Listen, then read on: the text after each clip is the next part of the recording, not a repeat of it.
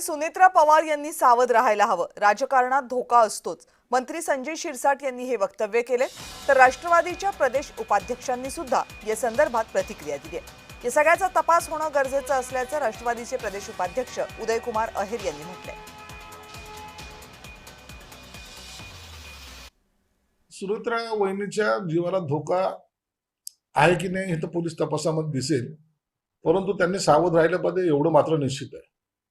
राजकारणामध्ये एखादी महिला जेव्हा अशा एका मोठ्या पदावर जाते त्या टायमाला त्यांना संकटाला सामना करावा लागतो, हे अनेक वेळा आपण पाहिलेलं आहे।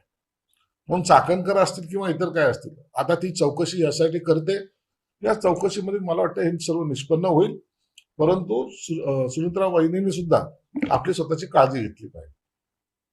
रुपाली चाकणकर यांच्याकडून राज्याच्या उपमुख्यमंत्री आणि राष्ट्रवादी काँग्रेसच्या राष्ट्रीय अध्यक्षा सुनेत्रा वहिनींच्या जीविताला धोका असल्याची तक्रार बीडच्या एका नागरिकाने एसआयटी कडे केलेली आहे।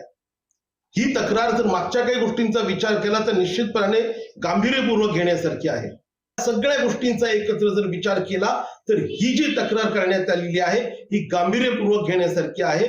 आदरणीय सुनेत्रा वहिनी यांच्या जीविताला जर धोका असेल तर याविषयी लवकरात लवकर चौकशी होणं गरजेचं आहे आणि दादांच्या ह्या सगळ्या घातपात किंवा अपघातामध्ये हुंदूबाबाचा काही संबंध आहे का याचा देखील चौकशीमध्ये समावेश असणं हे अत्यंत गरजेचं